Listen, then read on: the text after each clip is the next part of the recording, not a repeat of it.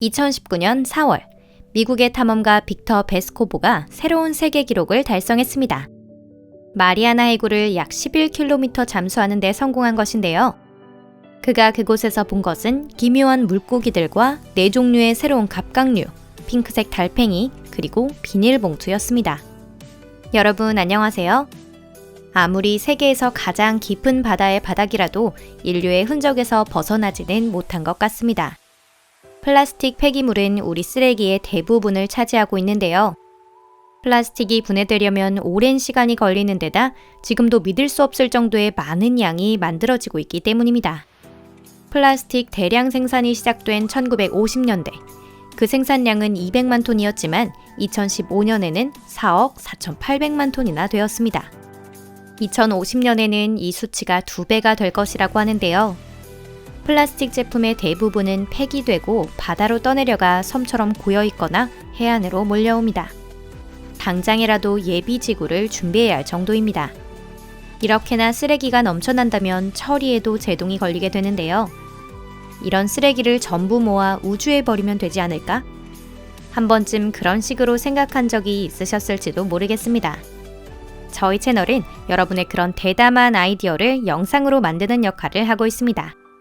오늘은 쓰레기를 우주로 버리면 어떻게 될지, 그리고 왜 지금까지 누구도 그렇게 하지 않았는지에 대해 살펴보도록 하겠습니다. 그럼 시작해볼까요?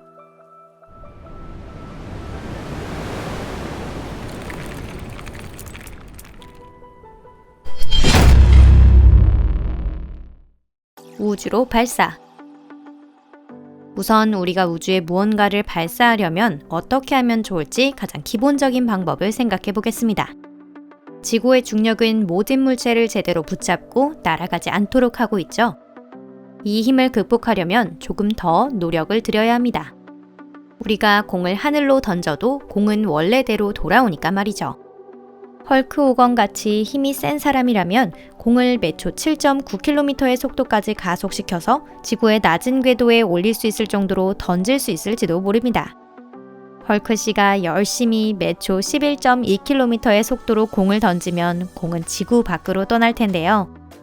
이런 헐크 씨랑 배구하면 상당히 위험할 것 같네요.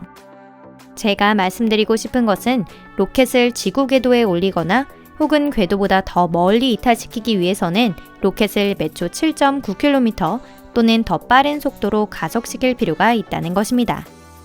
그리고 쓰레기를 발사하면 최단 거리로 던지는 것이 더 싸게 먹힐 겁니다. 그렇지 않을까요? 왜 쓰레기를 궤도에 올리면 안 되는가? 지구 궤도에 쓰레기를 올리는 건 솔직히 말도 안 되는 일입니다. 그런 일을 하면 문제를 해결하기는커녕 거꾸로 문제를 더 키우게 됩니다. 애니메이션 영화 월리에서 그려진 것처럼 현재 지구 궤도는 이미 엄청난 쓰레기장이 되어 있는데요. 오래된 인공위성과 분리된 로켓 부품, 장치를 덮는 커버의 작은 파편 등이 가득합니다.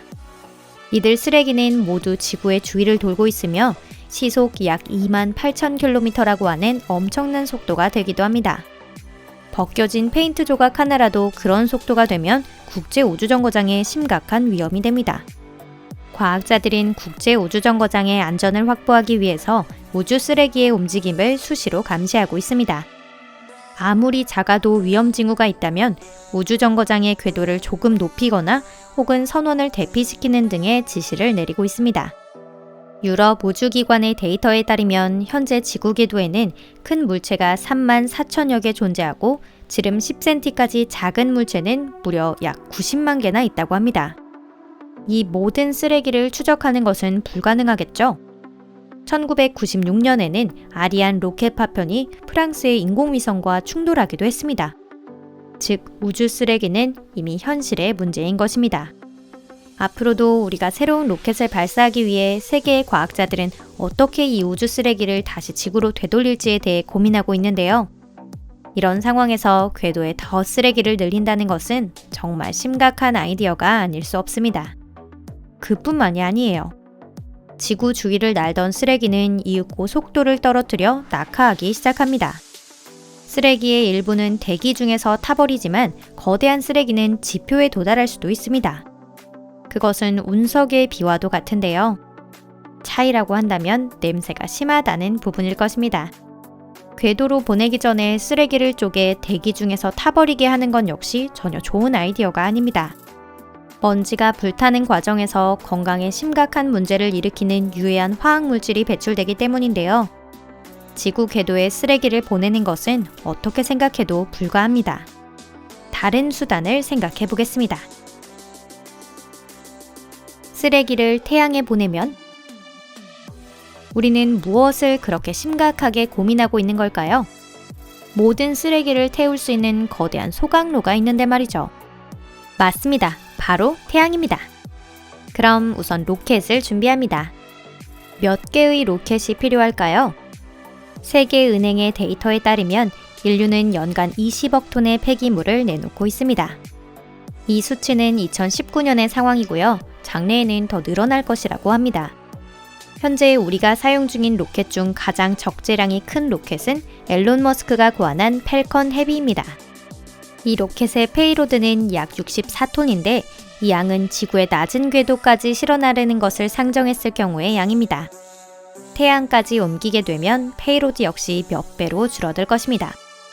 만일 기적이 일어나서 태양까지 날릴 때의 페이로드를 64톤대로 맞춘다 해도 태양까지 우리의 쓰레기를 운반하는 데는 연간 3,125만 발의 로켓이 필요합니다. 한 발의 로켓 발사 비용은 9천만 달러. 만약 원하신다면 이 가격에 로켓의 수를 곱해볼 수는 있지만 굳이 그럴 필요도 없겠죠.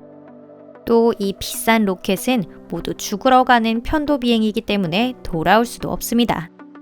단적으로 말하면 경제적으로 불가능합니다. 그 외에도 문제는 있는데요. 바로 리스크입니다. 역사적으로 가장 신뢰성 높은 로켓 중 하나로 소비에트제의 소유주 U가 있는데요. 이 로켓은 800회 이상 발사되었고 이 가운데 사고가 일어난 것은 22번 뿐이었습니다. 즉, 이 로켓 발사의 성공률은 97.3% 정도인 것인데요.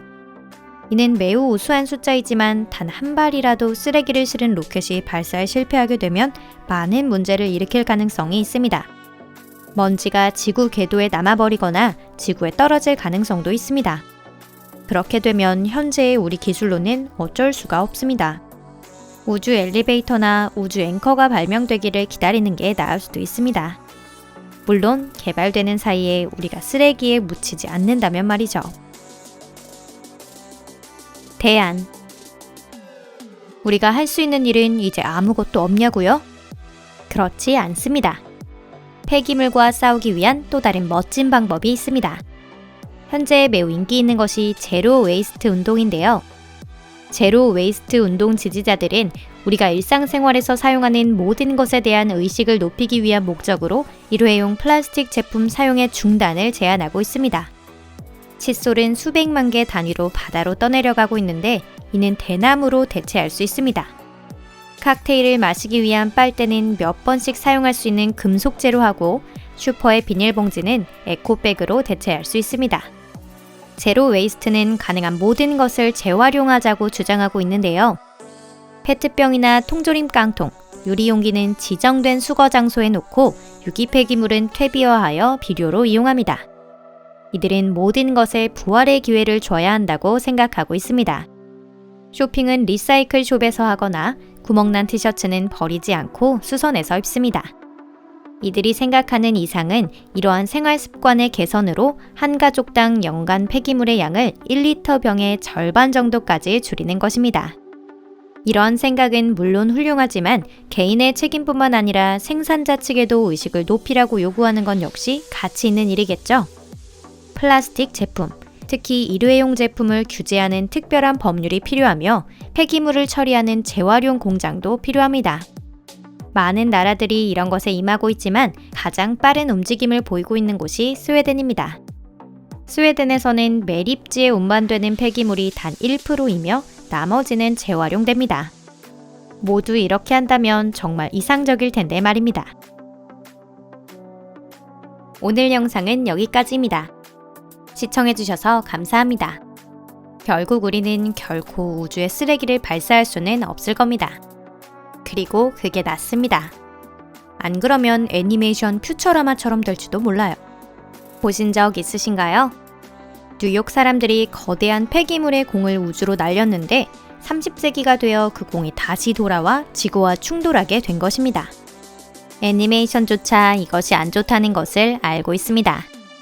오늘 말씀드린 것에 대해서 깊이 생각해보는 것도 좋지만 앞으로 더 재미있는 영상을 전해드릴 예정이니 꼭 채널 구독도 잊지 마세요. 그럼 다음 영상에서 뵙겠습니다. 안녕히 계세요.